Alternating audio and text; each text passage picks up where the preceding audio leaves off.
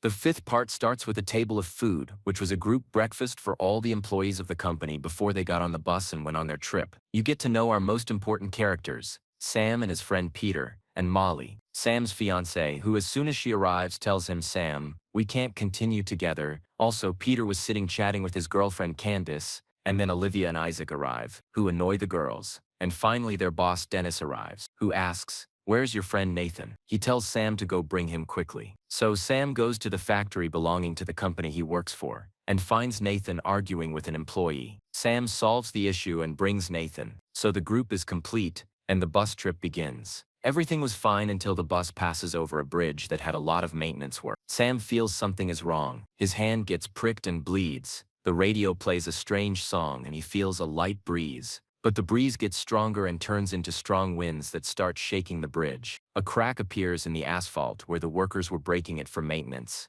and the cables holding the bridge start to unravel, and the bridge begins to collapse. Sam grabs his fiancée Molly and gets off the bus quickly, and the rest of the passengers follow, but unfortunately most of them don't make it out. The first is Candace, who falls off the bridge onto a boat passing underneath, and Isaac is still inside the bus, which falls into the water and he drowns and dies. The rest try to cross to the other side of the bridge on an iron beam connecting both sides. Molly succeeds and crosses. Then Olivia, who can't see because her glasses fell off and the beam gives way. Olivia slips into the water and survives for a moment, but a car falls on her and kills her. Nathan was running after Sam, but another cable gives way and pierces him, cutting him in half. Dennis gets asphalt poured on his head, which burns and kills him. Only Molly, who made it to the other side, Peter and Sam, who are hanging onto the fence, remain. But the fence is weak and about to fall, and there was a car with iron rods which fall on Peter and tear him apart. Only Sam is left hanging, and Molly, his fiancée, is above trying to help him, but she can't make it in time. An iron plate falls from the car and literally cuts him in half. Only Molly remains as the sole survivor of this massacre. Sam wakes up from this vision and finds himself still on the bus, his hand pricked just like in his vision. The same song starts playing on the radio. Sam panics, realizing something is wrong, so he runs off, taking his fiancée Molly with him. The manager Dennis tells Peter to go get them, so Peter goes down with his girlfriend Candace, as well as Olivia, Nathan, and even Isaac, and Dennis comes down too. They all get off and the bridge really starts to collapse just like in the dream or vision. But this time those who got off manage to cross to the other side and are safe before the bridge splits. The police started investigating Sam and suspected that he was a terrorist and he exploded the bridge while he was telling them what happened, but no one believed him. But luckily, after they investigated the incident, they confirmed that the reason for the bridge collapse was the strong winds and nothing more. After that, at his colleague's funeral, everyone was asking Sam how he knew. He tells them that he was dreaming and that this is all that happened. The undertaker interrupts them and tells Sam, "Be careful, you can't cheat death." After the funeral, Sam returns to his normal life and his job at the restaurant. On his way home, he passes by his fiancée Molly and asks her why she wants to leave him. She tells him it's because he's going to work in Paris and she can't go with him, so they can't continue together. The next day, Peter is with his girlfriend Candace, who was getting ready to go practice her gymnastics routine. She was a bit scared and uneasy, but Peter encourages her, so she wiped her hands in the sand, so she wouldn't slip and go up to the wood and start doing her movements. But there was a nail on the wood she was practicing on, but luckily Candace finished the movement without stepping on it. Then she came out to do the second movement, and one of her colleagues went up to the wood, but this time her colleague stepped on the nail and on the sand poured on the fan, so Candace's face came out while she was practicing, and got into her eyes, so she was shaken from the stick and flew and fell to the ground, and she was broken and divided into two pieces. Sam arrived at the place after Candace's death to stand with Peter, but he noticed that the same undertaker they saw at the funeral was standing there. And after her house gathered all the employees in the office and they sat talking about what happened. But Isaac is going around his dead colleagues' desks, stealing their stuff. He finds a free massage voucher at a spa and decides to go, leaving his friends who were listening to Peter rant about Candace's death. He says he saw how Candace died and that he should have saved her life. He feels very guilty and angry and breaks the glass in his hand. Dennis,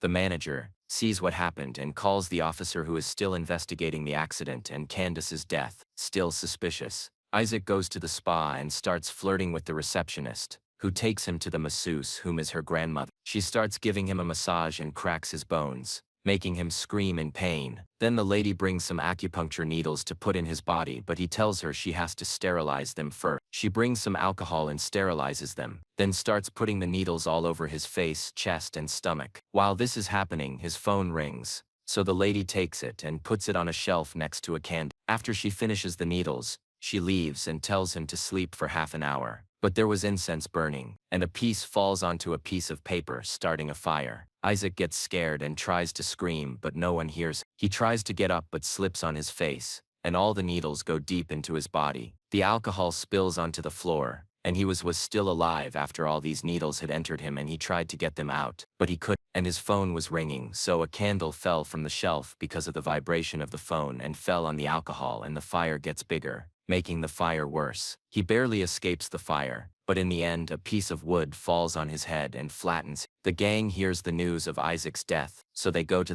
the accident, and as usual the undertaker is standing there watching, and when asked what is happening to them, he says, "You escaped death, and that wasn't supposed to happen." They ask if there's a solution, and he tells them, if you kill someone, you take their life and the remaining years they had, and you won't die. Then he leaves them. After that, Peter tells them, so that means we're all going to die. But Sam says, all of us except Molly, because Molly didn't die in the dream. I saved her. Peter gets angry and says, why did you save Molly and not Nathan, or Cam? Then we see Olivia, who was at the eye doctor to get surgery. She didn't know what was happening and was terrified of the operation, so the doctor gives her a teddy bear and tells her to hold it. He calms you down, then starts working on her, putting a clamp inside her eye to keep it open for the laser. From all the tension, Olivia was squeezing the teddy bear in her hand until its eye flew to the ground next to the bed. The doctor brought her file to check her vision measurement and adjust the laser strength, but there was a problem with the file, so he left her and went out. Then a glass of water spilled on the power socket, causing an electrical short that reached the laser device,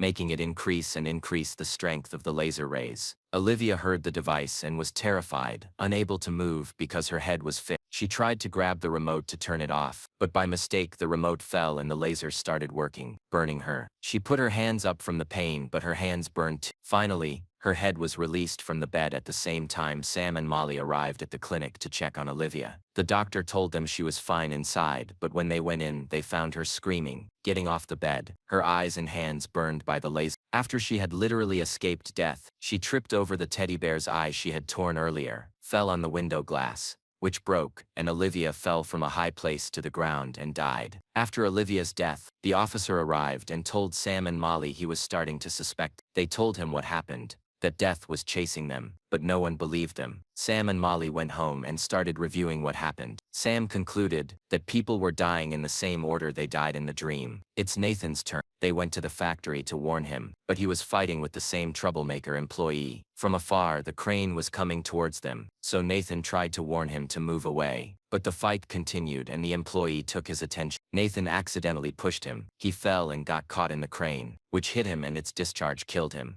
Nathan called the officer and told him Peter threatened him. Then Peter left the factory, and Sam and Molly arrived. Peter started asking Nathan, did you kill this man and take his life? Nathan said no, but Peter replied, but you pushed him. Nathan said it was by accident, but Peter insisted, still, you took his life. Then he said, the turn passed you, so Sam asks him, whose turn is now? But before he answers, Dennis comes to see what is happening and a wrench flies to his head, splits his head, a half. After all of this, Molly and Sam say that this makes the next one now is Peter, and then me. But I'm not going to hide like a coward. I'm going back to work at the restaurant. And he really went, but the kitchen was full of a million ways to die. After he finishes work, he sits with Mari, whom has prepared for her a romantic dinner after the restaurant closed. But Peter interrupted their dinner and came in looking suspicious and abnormal. He told Sam and Molly that he tried to kill anyone so death would leave him, to the point he almost pushed his daughter in front of a bus. But his conscience stopped him. No one deserves to die. He looked at Molly strangely and told Sam, but Candace didn't deserve to die either. Just because Candace died,